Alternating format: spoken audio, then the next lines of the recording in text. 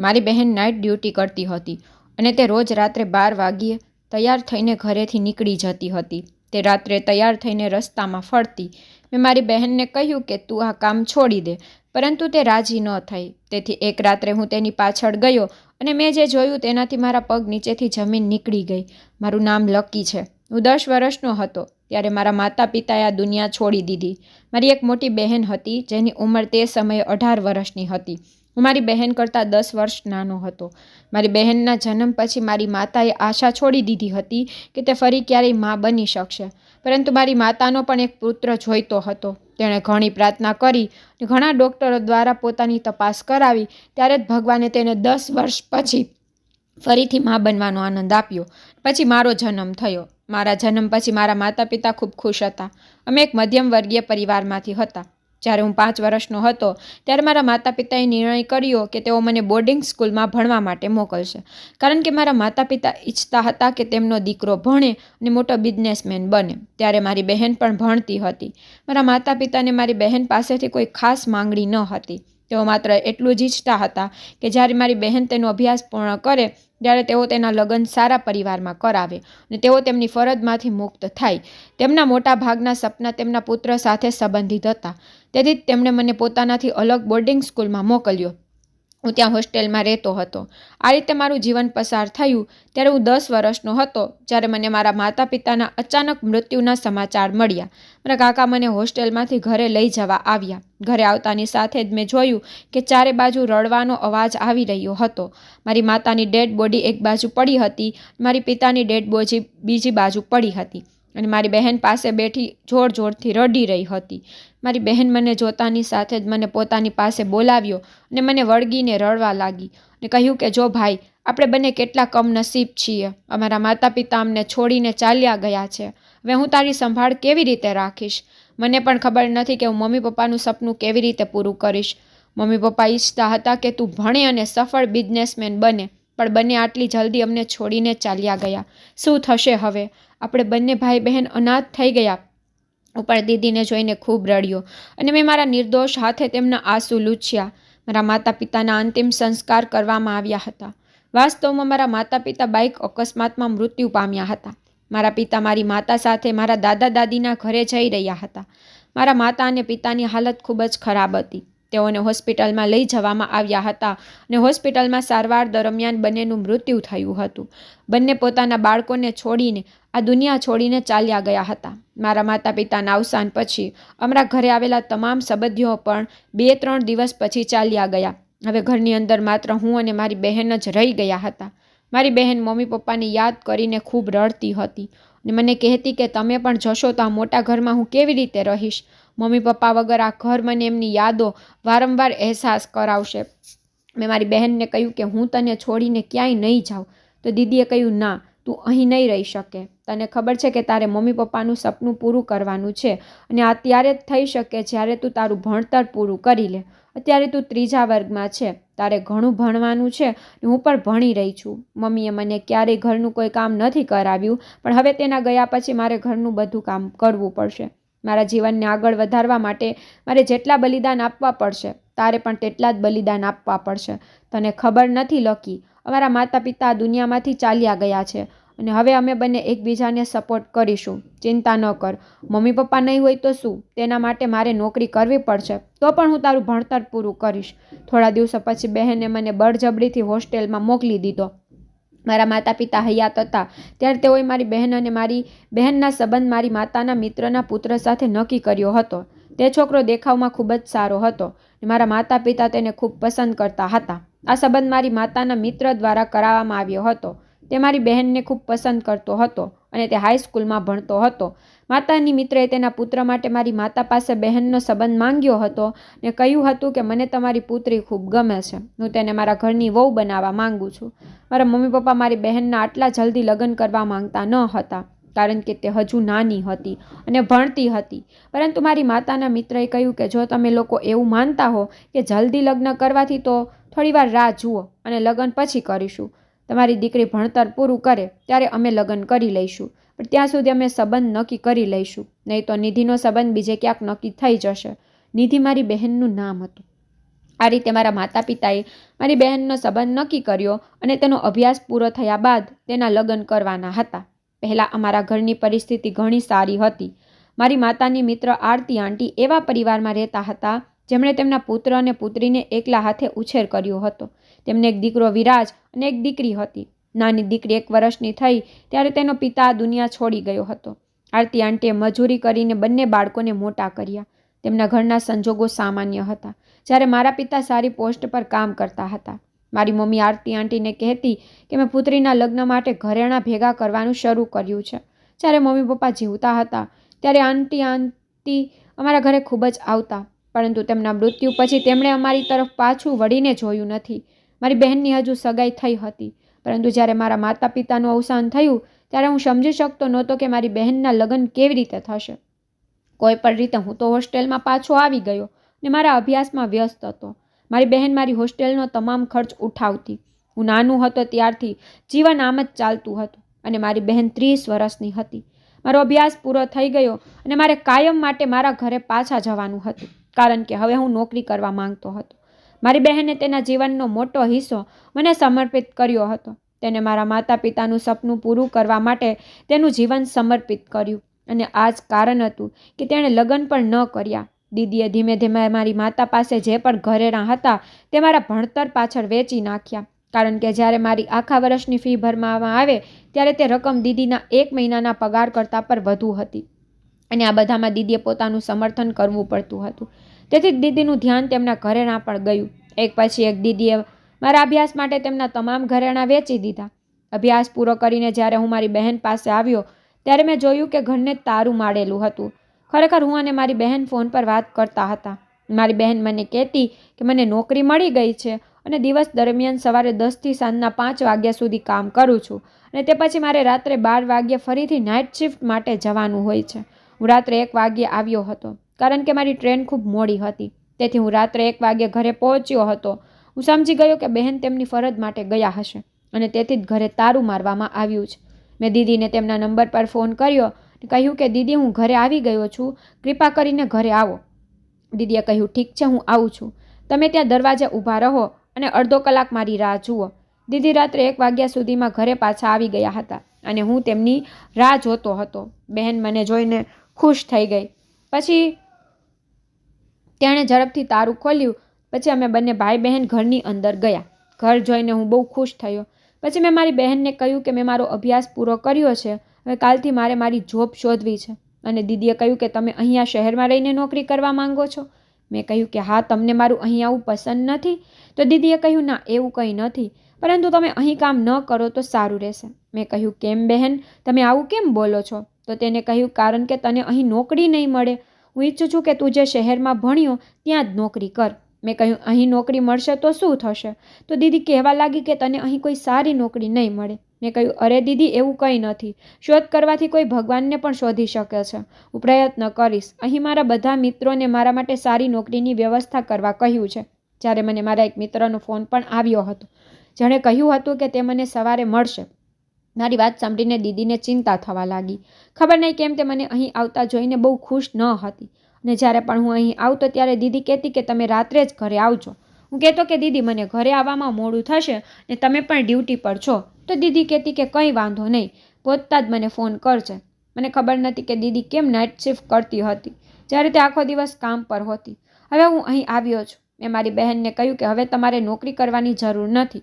હવે હું બધું કરીશ અને તું ઘરે રહીને આરામ કર. તે ઘણું કામ કર્યું.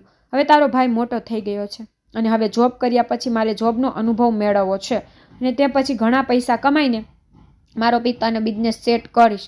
હું મારા માતા પિતાનું સપનું પૂરું કરવા માંગુ છું. પરંતુ મારી બહેન કહેતી હતી કે હું હવે નોકરી છોડી શકતી નથી. હું આટલા લાંબા સમયથી નોકરી કરું છું. જો હું અચાનક નોકરી છોડી દઈશ તો કંપનીના લોકો મારા વિશે શું કહેશે? તેથી જ હું થોડા દિવસો પછી નોકરી છોડવા માંગુ છું. હું દીદીની આ વાત સાથે સંમત થઈ ગયો, પણ મેં દીદીને કહ્યું કે હવે મારે આરતી આંટી સાથે પણ વાત કરવી છે. તે ક્યારે તમારા લગ્ન કરશે? મારી વાત સાંભળીને દીદીનો ચહેરો એકાએક ફીકો પડી ગયો. દીદીએ કહેવાનું શરૂ કર્યું કે લગ્ન થશે, ચિંતા ન કર. પણ મેં દીદીને કહ્યું કે આરતી આંટી તમારા લગ્ન ઘણા સમયથી મુલતવી રાખે છે. મમ્મી પપ્પાની સામે જ તે ઈચ્છતી હતી કે થોડા સમય સુધીમાં લગ્ન થઈ જાય. પણ મમ્મી પપ્પાનું અવસાન થયું ત્યારથી તેઓએ મારા ભણતરનો ઉલ્લેખ પણ કર્યો નથી અને તમારા લગ્નની વાત પણ કરી નથી. પણ દીદી ચિંતા કરશો નહીં એમ કહીને ચૂપ થઈ ગઈ. હું તમારા અને વિરાટભાઈના લગ્ન ખૂબ જ ધામધૂમથી કરાવીશ. વિરાટભાઈને જોયાને ઘણો સમય થઈ ગયો હતો. મેં તેમને મારા બાળપણમાં જ્યારે હું નાનો હતો અને જ્યારે દીદી અને વિરાટભાઈ વચ્ચેના સંબંધની વાત મારા માતા પિતાની સામે થઈ ત્યારે તેને જોયા હતા. આરતી આંટીએ દીદી અને વિરાટભાઈની સગાઈ પણ કરી હતી. પણ હવે મને ખબર નથી કે તેમને શું થયું હતું. તે લગ્ન માટે તૈયાર થઈ રહી ન હતી અને મારા માતા પિતાના મૃત્યુ બાદ બહેન પણ લગ્નનો સમય મુલતવી રાખ્યો હતો. તેણીએ તેના સાસુને કહ્યું હતું કે હવે મારા ભાઈની જવાબદારી મારા પર આવી ગઈ છે. જો હું લગ્ન કરીશ તો મારા ભાઈની સંભાળ કોણ લેશે? તેથી તે અત્યારે લગ્ન કરવા માંગતી નથી. ત્યારથી જ આરતી આંટીને એક બહાનું મળી ગયું હતું અને હવે તે લગ્નની વાત જ કરતી ન હતી. તે અમારા ઘરે આવતી પણ ન હતી. હવે મેં સાંભળ્યું હતું કે તે બીજા શહેરમાં રહે છે. બીજા દિવસે હું મારા ઇન્ટરવ્યૂ માટે ગયો અને મારી ક્ષમતા જોઈને મને ઝડપથી નોકરી મળી ગઈ. હું ખૂબ જ ખુશ હતો અને વિચાર્યું કે હું પહેલાં જઈને આ સમાચાર દીદીને જણાવીશ. પણ ઘરે આવતાની સાથે જ દીદી પોતાની નોકરી પર ચાલી ગઈ હતી. હું સાંજના 5 વાગ્યાની રાહ જોવા લાગ્યો. જ્યારે દીદી ઘરે આવી ત્યારે મેં તેમને આ સમાચારનું કહ્યું અને દીદી ખૂબ જ ખુશ હતી. ત્યારબાદ દીદીએ ભોજન બનાવ્યું અને અમે બંને ભાઈ બહેન સાથે બેસીને જમ્યા. પછી હું મારા મિત્રો સાથે ફરવા માટે બહાર ગયો. પરંતુ જ્યારે હું મારા મિત્રો પાસે ગયો ત્યારે એક વિચિત્ર બાબત મારા ધ્યાન પર આવી. અમે 3 મિત્રો હતા. જ્યારે પણ હું અહીં આવતો ત્યારે મારા 3 મિત્રોને મળતો. મારા 2 મિત્રો પહેલેથી જ મારી રાહ જોઈ રહ્યા હતા અને એક આવ્યો ન હતો. તેને બોલાવવામાં આવ્યો અને થોડા સમય પછી તે આવ્યો અને તેણે મારા બંને મિત્રોને પૂછ્યું, તમે લોકો તેની સાથે ક્યાં ફરવા જઈ રહ્યા છો? તો મેં કહ્યું કે આપણે બધા સાથે જઈશું. આપણે શહેરના પ્રખ્યાત ઢાબા પર મેગી ખાવા જઈશું. મારી વાત સાંભળીને તેણે મોં ફેરવી લીધું અને બીજા 2 મિત્રોને કહ્યું કે તમે તેનું સત્ય જાણતા હોવા છતાં તમે તેમની સાથે ફરવા જશો? તેણે જે કહ્યું તે સાંભળીને મારા બંને મિત્રોની આંખો નીચી થઈ ગઈ. હું ચોંકી ગયો. મેં કહ્યું કે એવું સત્ય છે? પછી બંને છોકરાઓ કહેવા લાગ્યા કે તે સાચું છે લકી, અમે તારી સાથે નહીં આવી શકીએ. મેં કહ્યું કે શું થયું? મારા મિત્રએ કહ્યું હતું કે તમારી બહેનને આ વિશે પૂછો. અમે એવા વ્યક્તિ સાથે મિત્રતા કરવા માંગતા નથી જેની બહેન આટલી બગડેલી હોય અને ઉમદા માતા પિતાના અમે પુત્ર છીએ. એમ કહીને તે ત્રણેય ત્યાંથી ચાલ્યા ગયા અને હું ચોંકીને ત્યાં જ ઊભો રહી ગયો. આશ્ચર્ય થયું કે આ લોકો મારી બહેન વિશે કેમ આવી વાતો કરે છે. હું કંઈ સમજી શક્યો નહીં અને હું ઘરે આવ્યો કે તરત જ મારી બહેન જવાની તૈયારી કરી રહી હતી. મેં જોયું કે જ્યારે પણ દીદી તેમની નાઇટ ડ્યુટી માટે જતી ત્યારે તે સારા કપડાં પહેરી અને ઘણો બધો મેકઅપ સાથે કરીને જતી. હું દીદીને ખૂબ જ ધ્યાનથી જોઈ રહ્યો હતો અને ખબર હતી કે તે ડ્યુટી પર જઈ રહી છે. પણ તેમ છતાં મેં તેમને પૂછ્યું કે દીદી, તમે આટલી મોડી રાતે ક્યાં જાઓ છો? તો દીદી હસવા લાગી અને બોલ્યા, શું તને ખબર નથી? હું નાઇટ ડ્યુટી કરું છું, હું ત્યાં જ જાઉં છું. મેં કહ્યું, પણ તમારે આટલી તૈયાર થવાની શું જરૂર છે? તો દીદીએ કહ્યું કે મારે તૈયાર થઈને જવું પડશે. તને ખબર છે કે હું એક મોટી કંપનીમાં કેટલું કામ કરું છું. પછી મેં મારી બહેનને કહ્યું કે હું નથી ઈચ્છતો કે તું હવે નોકરી કરે. હવે મને નોકરી મળી ગઈ છે. હવે તારે નોકરી કરવાની જરૂર નથી. તો દીદીએ હસતા હસતા કહ્યું, મેં તને પહેલાં પણ કહ્યું હતું ને કે અચાનક હું નોકરી છોડી શકતી નથી. હું પહેલાં ઓફિસમાં વાત કરીશ અને પછી નોકરી છોડીશ. મેં પૂછ્યું, તો પછી ક્યારે વાત કરશો? તેને કહ્યું, ચિંતા ન કર, હું ઓફિસના બોસને બહુ જલ્દી વાત કરીશ કે મારે હવે કામ નથી કરવું. હવે મારો ભાઈ એટલો સક્ષમ થઈ ગયો છે કે બધું જ સંભાળી શકે છે. મારી બહેન ઘર છોડી દીધું. આ વાત સાંભળીને મને રાહત થઈ, પણ હું ખૂબ નિશ્ચિંત. જ્યારે મારા મિત્રોએ મારી બહેન વિશે ખરાબ વાત કરી ત્યારે મેં આખી વાતને અવગણીને વિચાર્યું કે મારે સૂઈ જવું જોઈએ. મારે સવારે વહેલા ઉઠીને મારી જોબ પર જવાનું છે. પહેલા જ દિવસે મને મોડું થશે તો તે યોગ્ય નહીં લાગે. એટલે જ હું સૂઈ ગયો. હવે બીજા દિવસથી હું મારી જોબ પર જવા લાગ્યો. ત્યાંના બોસ પહેલા જ દિવસે મારાથી પ્રભાવિત થયા હતા. થોડા દિવસો આમ જ વીતી ગયા. મારી નોકરી ખૂબ સારી રીતે ચાલી રહી હતી. પણ મારા વિસ્તારના જે મિત્રોએ મારી સાથેની મિત્રતા તોડી નાખી હતી તેઓ મને ક્યારેક ક્યારેક મળતા તો પણ મારી સાથે વાત કરતા નહીં. બધું પહેલાંની જેમ જ ચાલતું હતું. પછી મારા જીવનમાં એક છોકરી આવી. તેનું નામ શ્રેયા હતું. હું શ્રેયાને મારી ઓફિસમાં મળ્યો હતો. તે હમણાં ત્યાં જ નવું કામ કરવા આવી હતી અને હું પણ ત્યાં નવો હતો. અમે બંને વચ્ચે સારી મિત્રતા થઈ હતી. એક દિવસ તેણે મને કહ્યું કે પહેલાં તે આ શહેરમાં રહેતી હતી, હવે તે તેની માતા સાથે બીજા શહેરમાં શિફ્ટ થઈ ગઈ છે, પરંતુ તેનો ભાઈ હજી પણ અહીં કામ કરે છે. તેણે કહ્યું કે મારો ભાઈ તેના કામ માટે કેટલાક દિવસો માટે વિદેશ ગયો છે, તેથી તે જૂના મકાનમાં એકલી રહે છે. તેની મા પણ તેની સાથે નથી. તેને કહ્યું કે મારા ભાઈની સગાઈ થઈ ગઈ છે, મારા ભાઈ અને ભાભીની ઉંમર ઘણી મોટી છે, પરંતુ મારી માતા હજુ પણ તેના લગ્ન કરવા માંગતી નથી. મારી ભાભીના માતા પિતા મૃત્યુ પામ્યા હતા, તેથી મારી માતા ઈચ્છતી નથી કે મારો ભાઈ તે છોકરી સાથે લગ્ન કરે, પરંતુ ભાઈ એ જ છોકરી સાથે લગ્ન કરવા માંગે છે. તે પોતાની વાત પર મક્કમ છે, પરંતુ છેલ્લા 5 વર્ષથી ભાઈએ તેના લગ્નની જીદ ન કરતા ચૂપચાપ અહીં કામ કરી રહ્યો છે. માં તેને અમારી સાથે રહેવા બોલાવે છે, પરંતુ ભાઈ ના પાડીને કહે છે કે તે અહીં ઠીક છે, પરંતુ જ્યારથી હું અહીં કામ કરવા આવી છું ત્યારથી હું મારા ભાઈને મળી શકી નથી. જો કે અમારા ઘરમાં કોઈ વસ્તુની કમી નથી. જો ભાઈ અહીં કામ કરે તો તે ઘરે સારી એવી રકમ મોકલે છે, પરંતુ હું પણ નોકરી કરવા માંગતી હતી. નોકરી કરવી મારો શોખ હતો. હું મારો શોખ પૂરો કરવા માંગુ છું, તેથી જ હું શહેરમાં આવી છું. ત્યારે મેં શ્રેયાને મારા વિશે પણ કહ્યું કે મારી પણ એક મોટી બહેન છે અને તેને મારા માતા પિતાના મૃત્યુ પછી મને ખૂબ જ મહેનત કરીને ભણાવ્યો છે અને મને સક્ષમ બનાવ્યો, અને હવે હું મારા પોતાના પગ પર ઊભો રહી શકું છું. મારી બહેનની વાત પણ તમારા ભાઈ જેવી જ છે. મારી બહેનની સાસુ પણ તેમની સાથે સંબંધ રાખવા માંગતી નથી. મને ખબર નથી કે હવે તેમને શું થઈ ગયું છે. મને લાગે છે કે તે ખૂબ જ લોભી સ્ત્રી છે. જ્યારે તેણે જોયું કે મારા ઘરની સ્થિતિ સારી છે ત્યારે તેણે તરત જ મારા માતા પિતા સાથે મારી બહેનનો સંબંધ માંગ્યો, પરંતુ હવે તેને જોયું કે અમે બંને ભાઈ બહેન સાથે કામ કરીએ છીએ, તેથી તે મારી બહેનને સ્વીકારવા માંગતી નથી. ધીમે ધીમે મારી અને શ્રેયા વચ્ચે પ્રેમ વધવા લાગ્યો અને અમે બંને એકબીજાને પ્રેમ કરવા લાગ્યા. ઘણા દિવસો આમ જ વીતી ગયા, જ્યારે અચાનક એક દિવસ મને શ્રેયાનો ફોન આવ્યો. તેને કહ્યું કે મારી માતા મારા લગ્ન કરવા માંગે છે. મેં કહ્યું કે તું લગ્ન કરવાની ના પાડી દે. તું કે તારે અત્યારે લગ્ન નથી કરવા. તમારી માતાએ તેના પુત્રને પહેલાં લગ્ન કરવા જોઈએ. તેથી તેણે કહ્યું કે ના, માએ સ્પષ્ટ કહ્યું છે કે તે ભાઈના લગ્ન તે છોકરી સાથે નહીં કરે. તે જલ્દી મારા લગ્ન કરવા માંગે છે, જેથી મારી ઉંમર ન નીકળી જાય. કૃપા કરીને તમારી મોટી બેન સાથે વાત કરો. મેં કહ્યું પણ હું આટલી જલ્દી તારી સાથે લગ્ન નહીં કરી શકું, કારણ કે હું મારી બહેનના લગ્ન કરાવવા માંગુ છું. તેણે મારા માટે પોતાનું આખું જીવનનું બલિદાન આપ્યું છે, તેથી હું તેનું ઘર પહેલાં વસેલું જોવા માંગુ છું. શ્રેયા કહેવા લાગી કે આ રીતે તો હું લગ્ન નહીં કરી શકું. તો તારી બહેન સાથે વાત કરવાનો પ્રયત્ન કર. તારી બહેનના વહેલામાં વહેલી તકે લગ્ન કરી લે. હું પણ મારી માતા સાથે તમારા વિશે વાત કરવાનો પ્રયત્ન કરીશ. મેં કહ્યું ઠીક છે, હું તમારી સાથે પછી વાત કરીશ. જ્યારે હું ઓફિસેથી ઘરે ગયો ત્યારે બહેન પર ઘરે આવી ગયા હતા. મેં તેની સાથે વાત કરી અને તેને કહ્યું કે દીદી, હવે તમારે આ કામ છોડવું પડશે અને મને કહો કે આરતી આંટી ક્યાં રહે છે. હું તમારા લગ્ન કરવા માંગુ છું. મારી વાત સાંભળીને બહેને અચાનક મારી સામે આશ્ચર્યથી જોયું અને કહેવા લાગી કે આજે તને શું થયું છે? તું મારા લગ્ન કેમ કરાવવા માંગે છે? મેં કહ્યું કે મારો મતલબ છે કે મારે તારા લગ્ન કરાવવા છે. માતા પિતાએ તમારો સંબંધ પોતાના હાથે નક્કી કર્યો, તેમ છતાં તમારી લગ્નની ઉંમર પણ વહી ગઈ. આખરે તમારા લગ્ન ક્યારે થશે? બહેન કહેવા લાગી કે પણ તને કેમ ઉતાવળ છે? મેં તને કેટલી વાર કહ્યું છે કે હું નોકરી છોડી દઈશ. મેં કહ્યું બહેન, હું એક છોકરીને પ્રેમ કરું છું, તેની સાથે લગ્ન કરવા માંગુ છું. તેની માં તેના લગ્ન બીજા કોઈ સાથે કરાવી રહી છે, પણ મારે લગ્ન પહેલાં તારું ઘર વસેલું જોવું છે. તો દીદીએ કહ્યું ઠીક છે, આ વાત છે, તું મને તે છોકરી અને તેની માતાનો પરિચય કરાવ. હું તારા લગ્ન કરાવી દઈશ. મારા લગ્નની ચિંતા ના કર. હું પહેલાં પણ તારા વગર જીવી છું, હવે પણ તારા વગર જીવીશ. મેં કહ્યું ના દીદી, આ રીતે તમે આખી જિંદગી કુંવારા જ રહેશો.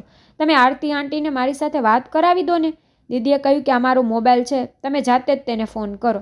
મેં દીદીનો મોબાઈલ લીધો અને આરતી આંટીનો નંબર ડાયલ કર્યો, પણ તેમનો નંબર સ્વિચ ઓફ હતો.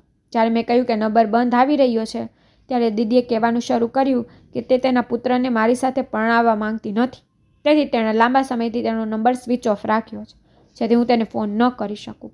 અને હવે મારા લગ્ન વિશે ભૂલી જ હું મારું કામ કરીને ખુશ છું, મારા પગ પર ઊભી છું, જેથી હું સરળતાથી મારી રોજીરોટી કમાઈ શકું અને હું લગ્ન પણ કરીશ. તમે તેની પરવા ન કરો. અને તે છોકરી કોણ છે? કૃપા કરીને મને તેનો ફોટો બતાવો, હું પણ જોઈ શકું કે મારા ભાઈને કેવી છોકરી પસંદ આવી છે. મેં મારા મોબાઈલ પર મારી બહેનને શ્રેયાનો ફોટો બતાવ્યો કે અચાનક મારા બોસનો મને કોલ આવ્યો અને હું તેની સાથે વાત કરવા ઘરની બહાર ચાલ્યો ગયો, કારણ કે મને ઘરની અંદર બોસનો અવાજ સંભળાતો ન હતો. બોસ સાથે વાત કરી રહ્યો હતો ત્યારે અમારા પડોશના કેટલાક લોકો મારી સામે ખૂબ કડક નજરે જોઈ રહ્યા હતા. હું ખૂબ જ આશ્ચર્યચકિત થઈ ગયો અને તેની નજીક ગયો અને તેને કહ્યું, શું થયું ભાઈ?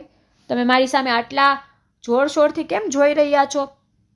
પછી તે માણસે કહ્યું, કંઈ નહીં, હું ફક્ત જોઈ રહ્યો છું કે તમે આટલા નમ્ર છો અને તમારી બહેન કેવા કામ કરે છે.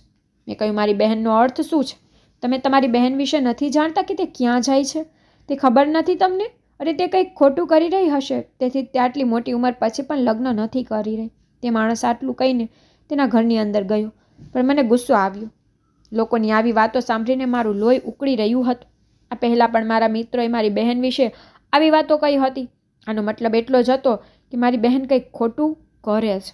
હું ગુસ્સામાં ઘરની અંદર ગયો, પરંતુ દુકાનમાં સિગારેટ ખરીદવા ચાલ્યો ગયો. આજે પહેલીવાર મને ખૂબ જ ગુસ્સો આવી રહ્યો હતો. પછી રાત્રે જ્યારે હું ઘરમાં પ્રવેશ્યો ત્યારે બહેન તેમની ફરજ પર જવા માટે તૈયાર થઈ રહી હતી. મેં દીદીને કહ્યું, તમે આજે ડ્યુટી પર નહીં જાઓ. મારી વાત સાંભળીને દીદી કહેવા લાગી કે શું થયું છે? તું બહુ ગુસ્સામાં લાગે છે, અને હું ડિનર પર આટલી લાંબો સમય તારી રાહ જોતી રહી, તું આવ્યો નહીં, અને મેં તને ઘણી વખત ફોન કર્યો, તે મારા કોલ પણ રિસીવ કર્યા નહીં. મેં કહ્યું કે મને ભૂખ નથી, અને હવેથી તમે ડ્યુટી પર જશો નહીં, ફક્ત ઘરે જ રહો. મને કહો કે આરતી આંટી ક્યાં રહે છે. કાલે હું ત્યાં જઈશ, તેની સાથે તમારા સંબંધ વિશે અંતિમ વાત કરીશ. જો તે તેના પુત્રને તારી સાથે પરણાવી દેવા માંગતી હોય તો સારું, નહીં તો હું તમારા માટે બીજે ક્યાંક સંબંધ શોધીશ. મારી વાત સાંભળીને દીદીએ ગુસ્સામાં કહેવાનું શરૂ કર્યું કે મેં તને કેટલી વાર કહ્યું છે કે ન તો હું હવે નોકરી છોડી શકું છું, અને ન તો મારે હજી લગ્ન કરવા છે. હું લગ્ન કરવા માંગતી નથી. જો તું લગ્ન કરવા માંગે છે તો મને તે છોકરી સાથે મળાવી દે, હું તારા લગ્ન કરાવી દઈશ, પણ પ્લીઝ મારી પાછળ ન પડ. મેં દીદીને કહ્યું, મને કંઈ ખબર નથી. જો તમે આજથી જોબ પર નહીં જાઓ, તમે જવાનો પ્રયત્ન કર્યો તો પણ સારું નહીં થાય. તમને ખબર નથી કે તમારા કારણે મને લોકો પાસેથી કેટલી બધી ખરાબ વાતો સાંભળવી પડે છે. મતલબ કે લોકો સાચું બોલે છે, તમે કંઈક ખોટું કરો છો. મારો મિત્ર પણ તમારા કારણે મારાથી દૂર થઈ ગયા છે. દીદી ચોંકી ગઈને પૂછ્યું, મેં ક્યારે તમારા મિત્રોને કંઈ કહ્યું છે? મારા કારણે તે તારાથી કેવી રીતે દૂર રહી શકે? મેં કહ્યું કે તમે કોઈ ખોટું નથી કરતા. મારા મિત્રો જ નહીં પણ આજુબાજુના લોકો પણ આ વાત કહે છે. તો દીદી રડવા લાગી. કહ્યું કે ના, તને કોઈએ ખોટું કહ્યું છે. હું કોઈ ખોટું નથી કરતી. મારા પર વિશ્વાસ કર. આજુબાજુના લોકો કે તમારા મિત્રો મારી ટીકા કરતા હશે, કારણ કે હું અહીં એકલી રહું છું. જો કોઈ યુવતી રાત્રે પણ કામ કરવા માટે ઘરની બહાર જાય ને સવારે પાછી આવે તો લોકો એવું જ વિચારે કે તે કોઈ ખોટું કામ કરીને પાછી આવી રહી છે. પણ અમારી લાચારી વિશે કોઈ જાણતું નથી. તેથી જ લોકો મારા વિશે આવી વાતો કરે છે. પણ મારા પર વિશ્વાસ રાખ, હું કંઈ ખોટું નથી કરતી. મેં કહ્યું, ઠીક છે, હું તમારી વાત માનીશ, પણ તમારે આ કામ છોડવું પડશે. તમે શું કામ કરો છો એ તો તમને જ ખબર હશે. બહેન મક્કમ હતી કે આટલી જલ્દી નોકરી નહીં છોડે. મને બહેન પર ગુસ્સો આવ્યો અને મેં કહ્યું, ઠીક છે, તો પછી તમારી પાસે તમારા ભાઈ કરતાં વધુ સારી નોકરી છે તો હું આ ઘર છોડીને જાઉં છું. તો અહીં પહેલાં જેમ એકલી રહે છે. મારામાં લોકોની વાત સાંભળવાની તેવડ નથી. ગુસ્સામાં ઘરની બહાર નીકળ્યો અને મારી બહેન મને રોકતી રહી. હું આખી રાત ઘરની બહાર હતો, અહીં ત્યાં ફરતો હતો. દીદીએ મને ફોન કર્યો, કહ્યું કે કૃપા કરીને ઘરે આવ, હું તારી રાહ જોઈ રહી છું. મેં વિચાર્યું કે મારી બહેનને આટલી તકલીફ ન આપવી જોઈએ. તેથી જ હું વહેલી સવારે ઘરે ગયો. ઘરે જતાં જ મારી બહેનની હાલત ખૂબ જ ખરાબ થઈ રહી હતી. તે ખૂબ પરેશાન હતી અને રડી રહી હતી. તેણે મને ખાતરી આપી કે મેં કંઈ ખોટું કર્યું નથી, અને હું તને વચન આપું છું કે 1 અઠવાડિયા પછી હું આ નોકરી છોડી દઈશ. ને મારી બહેનની વાત માની લીધી. બીજી બાજુ આંટીનો નંબર બંધ હતો. ન તો તેના વિશે કંઈ જાણ હતી કે તે ક્યાં રહે છે, તે વિશે મને કંઈ ખબર ન હતી. વિરાટભાઈ વિશે પણ કંઈ જાણતો ન હતો. અને શ્રેયા વારંવાર મને ફોન કરી રહી હતી અને મહેરબાની કરીને તેની બહેન અને મારી માતાને એકબીજા સાથે વાત કરવા માટે કહી રહી હતી. તેણે કહ્યું કે મારી માતા ગઈ રાતની ટ્રેનમાં મારી પાસે આવે છે. મેં તેને તમારા વિશે બધું કહ્યું છે. તે તમને અને તમારી બહેનને મળવા માંગે છે. મેં કહ્યું, ઠીક છે, મારી બહેન સાથે વાત કરીશ. હવે વિરાટભાઈ અને આરતી આંટીનો કોઈ પતો ન હતો, અને હું શ્રેયાને મારા હાથમાંથી જવા દેવા માંગતો ન હતો, કારણ કે હું તેને પ્રેમ કરતો હતો. કોઈ પણ રીતે દીદી શ્રેયાને સ્વીકારવા તૈયાર હતી. દીદીએ કહ્યું કે હું છોકરીની મા સાથે વાત કરવા તૈયાર છું. જો તમારે તેને બોલાવી હોય તો તમે તેને અહીં બોલાવી શકો છો. તે દિવસે હું અને મારી બહેન બંને ઓફિસેથી નીકળી ગયા હતા. શ્રેયા પણ તેની મા સાથે અમારા ઘરે આવવાની હતી. તે બંને બપોરે 2 વાગે આવવાના હતા. મેં તેમના નાસ્તા અને પાણીની યોગ્ય વ્યવસ્થા કરી હતી. દીદીએ ઘર પણ સારી રીતે સાફ કરી લીધું હતું. હવે અમે શ્રેયા અને તેની માતાના આવવાની રાહ જોઈ રહ્યા હતા. મેં શ્રેયાને મારા ઘરનું લોકેશન મોકલ્યું. અડધા કલાક પછી તે મારા ઘરે આવી. મેં દરવાજો ખોલતા જ સતબત થઈ ગયો કે શ્રેયા સાથે જે સ્ત્રી હતી તે બીજી કોઈ નહીં પર આરતી આંટી હતી. તે આજુબાજુ જોઈને અમારા ઘરમાં પ્રવેશી. દીદી અને હું આરતી આંટી અને શ્રેયાને જોઈને આશ્ચર્યચકિત થઈ ગયા. આરતી આંટી અને શ્રેયાની હાલત એક સરખી હતી. ત્યાં બંને પણ આશ્ચર્યથી અમારી સામે જોઈ રહ્યા હતા. આરતી આંટીએ શ્રેયાને પૂછ્યું કે તારે આ ઘરમાં સંબંધ કરવો છે? તો હવે હું સમજી ગયો. તે મારી બહેન તરફ ઇશારો કરીને કહેવા લાગી. આરતી આંટી શ્રેયાને કહેતી હતી કે તમે બધા એકવાર બેસો, ચાલો બેસીને વાત કરીએ. તો આરતી આંટી કહેવા લાગ્યા, અરે મને આ ઘરમાંથી એક ગ્લાસ પાણી પણ પીવું ગમતું નથી. હું મારા મિત્રને કારણે અહીં આવતી હતી. હું એ વાતથી મૂર્ખ બની ગઈ હતી કે મારા પુત્રના તારી સાથેનો સંબંધની પુષ્ટિ કરે છે, પણ હું મારા દીકરાને તારી સાથે પરણાવીને મારી એ ભૂલ કરવા માંગતી નથી. મેં મારી બાજુથી સંબંધ ખતમ કરી નાખ્યો છે. હવે હું તે ભૂલ ફરીથી કરવા માંગતી નથી. હું મારી દીકરીને આ ઘરમાં ક્યારેય નહીં આપું. આરતી આંટી વાત સાંભળી મને ગુસ્સો આવી ગયો. મેં કહ્યું, તો પછી તમે તમારા દીકરાના સંબંધ મારી બહેન સાથે કેમ નક્કી કર્યો? તમારા લીધે મારી બહેન કેટલા સમયથી કુંવારી રહી ગઈ છે. આરતી આંટી કહેવા લાગ્યા, સારું, તો તું તારી બહેનના લગ્ન કેમ નથી કરી લેતો? હું પોતે ઈચ્છું છું કે મારો દીકરો તારી બહેનને છોડી દે, પણ મારો દીકરો પણ મક્કમ છે કે જે તો લગ્ન કરશે તો તારી બહેન સાથે જ કરશે. પણ મેં પણ નક્કી કર્યું છે કે ભલે તે આખી જિંદગી કુંવારો રહે તો પણ હું તેને અહીં પરણવા નહીં દઉં. વિરાટ મારો એકમાત્ર દીકરો છે. મને ખબર નથી કે તારા માતા પિતાના મૃત્યુ પછી તમારી હાલત આટલી ખરાબ થઈ જશે. મારે એક જ પુત્ર છે અને હું મારા પુત્રની તમામ ઈચ્છાઓ તેના લગ્નમાં પૂર્ણ કરવા માંગુ છું. હું તેને ખાલી હાથે મારા ઘરની વહુ ન બનાવી શકું. મારા પુત્રના લગ્ન ઉચ્ચ પરિવારની સુંદર છોકરી સાથે કરાવવા માંગતી હતી, પણ તેણે મહેનત કરીને તેની સુંદરતા વેરફી નાખી છે. હવે તમારા લોકો પાસે પણ કંઈ બચ્યું નથી. તારા માતા પિતાએ તેના લગ્ન માટે ઘણા એકઠા કર્યા હતા, પણ તે બધું તારા ભણતર પાછળ ખર્ચી નાખ્યું. જો તમારી પાસે ઘરેણાં હોત તો પણ હું તેને મારા ઘરની વહુ બનાવી દેત, પણ ના, હવે હું તેને મારા ઘરની વહુ નહીં બનાવી શકું, અને ન તો હું આ ઘર મારી દીકરીને આપવા માંગુ છું. આરતી આંટીની વાત સાંભળીને મારી બહેન જોર જોરથી રડવા લાગી અને શ્રેયા પણ રડવા લાગી. મેં આંટીને કહ્યું કે જો આવું હોય તો અમે પણ તમારા ઘરમાં સંબંધ રાખવા નથી માંગતા. તમે જુઓ કે હું મારી બહેનના કેટલા ધામધૂમથી લગ્ન કરીશ, અને શ્રેયા, તારી માં બહુ લોભી સ્ત્રી છે. અમારો સંબંધ અહીં પૂરો થાય છે. હું પણ તારી સાથે લગ્ન કરવા નથી માંગતો, કારણ કે તારી માતાને કારણે મારી બહેન આટલી હેરાન થઈ ગઈ છે. તે તારા ભાઈને એટલો પ્રેમ કરે છે કે તે કોઈ અન્ય વ્યક્તિ વિશે વિચારી પણ શકતી નથી, અને તારી માતાને આની કંઈ પડવા નથી. શ્રેયાએ હાથ જોડીને કહ્યું, પ્લીઝ લકી, મને આ બધાની સજા ન આપો. આરતી આંટીએ શ્રેયાને કહ્યું કે ચૂપચાપ ઘરે ચાલ. મને ખબર નહોતી કે તું આ વિસ્તારમાં આવી, એટલે તું મને આ ઘરે લઈ આવીશ. વિચારતી હતી કે કદાચ તને એ જ વિસ્તારનો કોઈ બીજો છોકરો ગમ્યો હશે, પણ મને ખબર નહોતી કે તું એ જ ઘરના છોકરા સાથે લગ્ન કરવા માંગે છે, જેની છોકરીને હું મારી વહુ બનાવવા માંગતી નથી. તે શ્રેયાનો હાથ પકડીને જબરદસ્તી અમારા ઘરેથી લઈ ગઈ. તે દિવસે અમે બંને ભાઈ બહેન ખૂબ રડ્યા, અને અમે અમારા માતા પિતાને ખૂબ જ યાદ કરી રહ્યા હતા. જો આજે અમારા માતા પિતા હયાત હોત તો કદાચ આ દિવસ અમે રડતા રડતા વિતાવ્યો ન હોત. અમારા ભાઈ બહેનમાંથી કોઈએ ખાવાનું ખાધું ન હતું. મને શ્રેયાના વારંવાર ફોન આવતા હતા, અને તેના કોલથી કંટાળીને મેં મારો મોબાઈલ સ્વિચ ઓફ કરી દીધો હતો. એ જ રીતે રાતના 12 વાગ્યા હતા. મેં જોયું કે દીદી તૈયાર થવા લાગી હતી અને તે જોબ પર જવાની હતી. મેં દીદીને કહ્યું કે દીદી, તમે ફરી નોકરી પર જાઓ છો. મેં તમને ઘણી વખત કહ્યું છે કે તમે હવે ડ્યુટી પર ન જાઓ. જો તમારે કામ કરવું હોય તો તમારે દિવસની ડ્યુટી કરવી પડશે. હું નાઇટ ડ્યુટીની સખ્ત વિરુદ્ધ છું. તો બહેને કહ્યું, ઠીક છે, હું જાણું છું કે મારો ભાઈ હવે મને અને પોતાને આરામથી સહારો આપવા સક્ષમ બની ગયો છે. હું તને વચન આપું છું કે હું આ નોકરી છોડી દઈશ. હું દિવસ અને રાત બંનેની નોકરી છોડી દઈશ, પણ મહેરબાની કરીને મને આજે જવા દે. હું સમજીશ કે આજે મારી નોકરીનો છેલ્લો દિવસ છે. તે પછી તું જે કે તે કરવા હું તૈયાર છું. મારી બહેનની વાત સાંભળીને મેં તેને કહ્યું, ઠીક છે, આજે તારો છેલ્લો દિવસ છે, તું જઈ શકે છે. હું તને કંઈ નહીં કહું.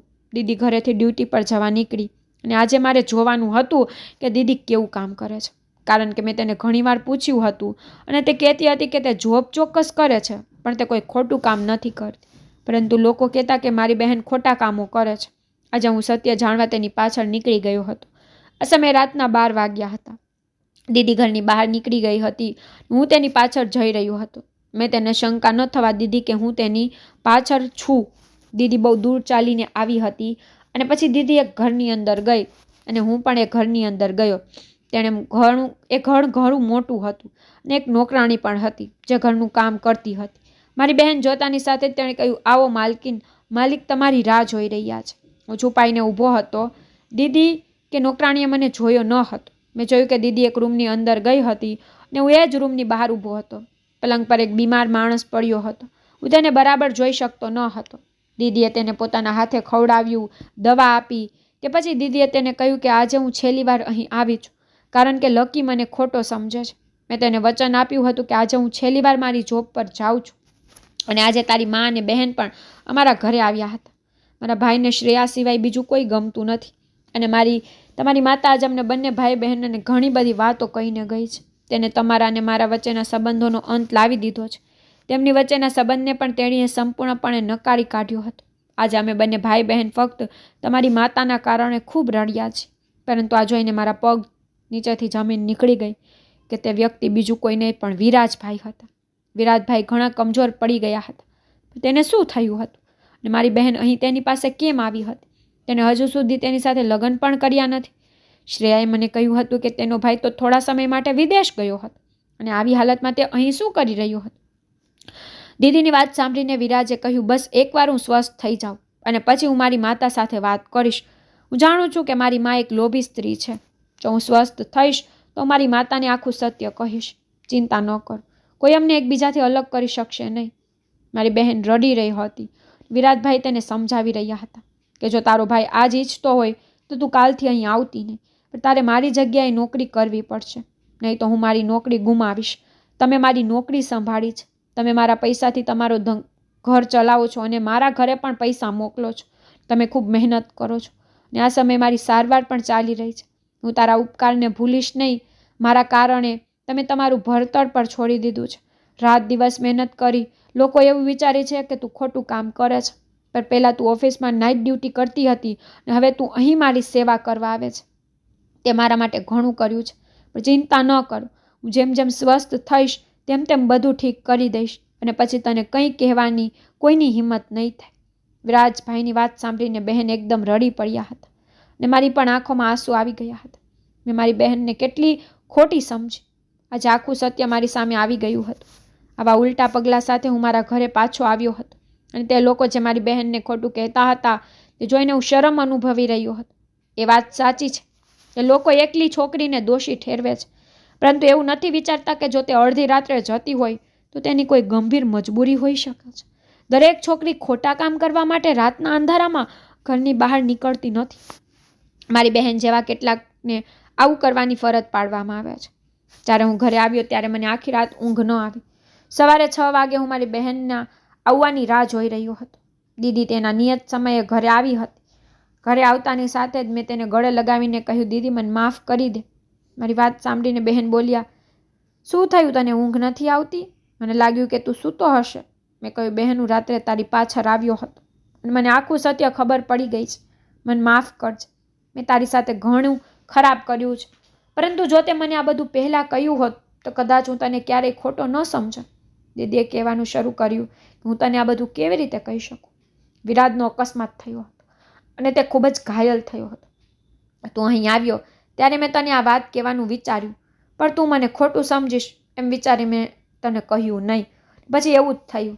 બીજાની વાતથી પ્રભાવિત થઈને તું મને ખોટી સમજવા લાગ્યો. તેથી જ હું તને કહેતી હતી કે હું ખોટું નથી કરતી. હું કંઈ ખોટું નથી કરતી. આરતી આંટીએ વિરાજને મનાઈ કરી દીધી હતી કે તે હવે મારી સાથે લગ્ન નહીં કરે, કારણ કે હવે આપણે પહેલાં જેવા ખાતા પીતા લોકો નથી રહ્યા. વિરાજ જે કંપનીમાં કામ કરતો હતો ત્યાં તેને આસિસ્ટન્ટ મેનેજર બનાવવામાં આવ્યો હતો. ત્યાં તેનો પગાર ઘણો વધારે હતો. તેના માતા પિતાના અવસાનના થોડા સમય બાદ આરતી આંટી શહેર છોડીને બીજા શહેરમાં શિફ્ટ થઈ ગયા, પરંતુ વિરાજ હજુ પણ અહીં કામ કરતો રહ્યો. દર વખતે તે આંટીને કહેતો કે મારે અને નિધિના લગ્ન ક્યારે થશે, પણ આરતી આંટી કહેતી કે હવે અમારે તે લોકો સાથે કોઈ સંબંધ નથી રાખવો.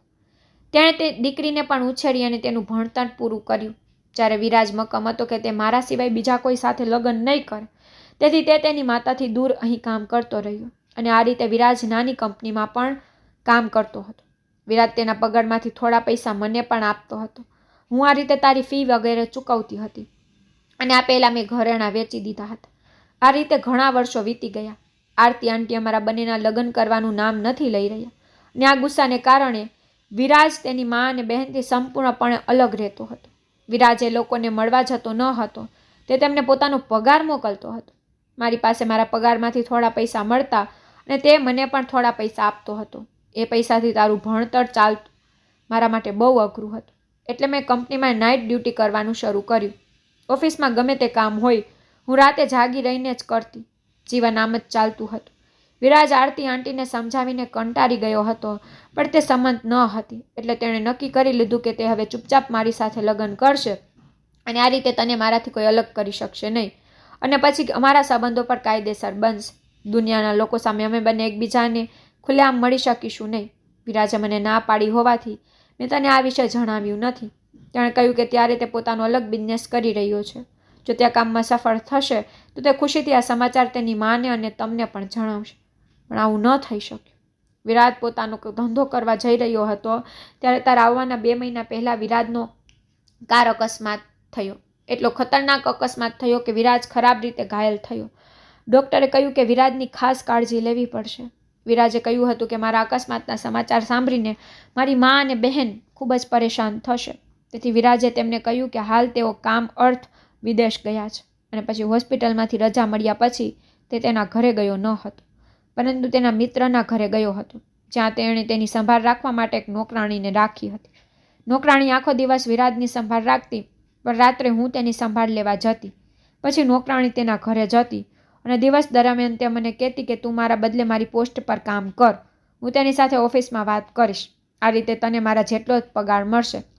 મારો પગાર તારા કરતાં અનેક ગણો વધારે છે. તમે તેમાંથી તમારા પૈસા ઉપાડી લેજો અને મારી માતાને પણ મોકલી શકો છો.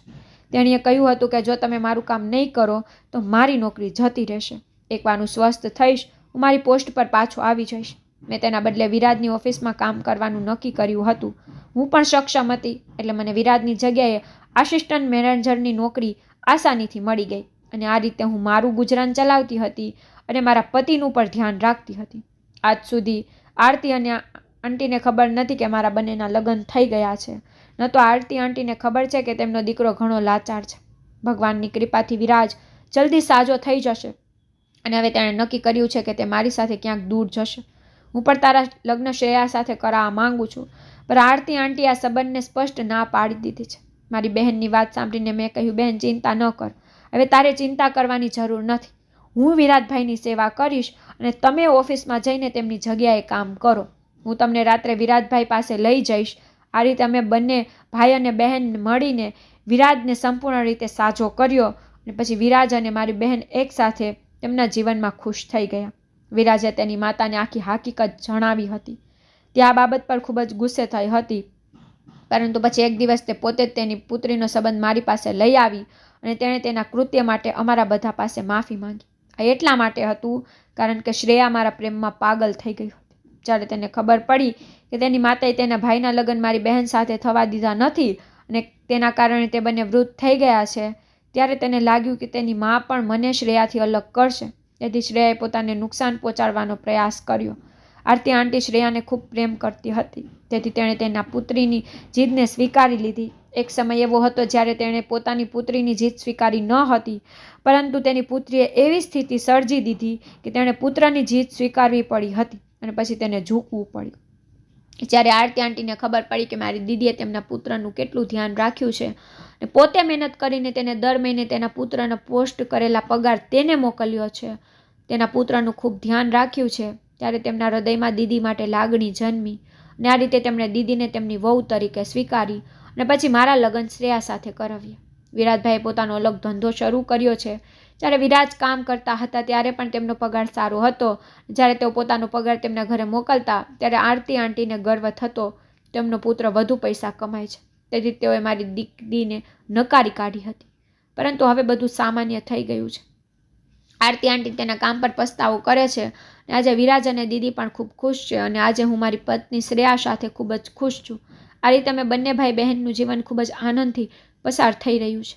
આરતી આંટી પર અમને બધાને ખૂબ જ પ્રેમ કરવા લાગ્યા છે અને બધી જૂની વાતો ભૂલી ગયા છે, પરંતુ મને એ લોકો માટે દિલગીર છે જેમણે મારી બહેન પર ખોટા આરોપો લગાવ્યા. આપણે ક્યારેય શંકાના આધારે કોઈના આરોપ ન લગાવવો જોઈએ. મારી બહેન આ બધી મજબૂરીમાં કરી રહી હતી અને લોકોને લાગ્યું કે મારી બહેન ખોટું કરી રહી છે. આજે મને મારી જાત પર પણ શરમ આવે છે કે જે બહેન આખી જિંદગી મારી આટલી કાળજી લીધી અને હું મારો અભ્યાસ પૂરો કરી શકું તે માટે પોતાની યુવાનીનું બલિદાન આપી, બહેન પર મેં શંકા કરી. આજે હું મારી બહેનના કારણે જ એક સફળ વ્યક્તિ છું. જે સપનું મારા માતા પિતાએ જોયું હતું તે મારી બહેનના કારણે જ સાકાર થઈ શક્યું. ભગવાન દરેકને મારા જેવી બહેન આપે તો મિત્રો, હું આશા રાખું છું કે તમને અમારી વાર્તા પસંદ આવી હશે. જો તમને વાર્તા પસંદ આવી હોય તો વિડીયોને લાઇક કરો. જો તમે ચેનલ પર નવા હોય તો ચેનલને સબસ્ક્રાઈબ કરો અને હા, નોટિફિકેશન બેલને દબાવો જેથી કરીને તમને આગામી અપડેટ સૌથી પહેલાં મળી રહે. ધન્યવાદ.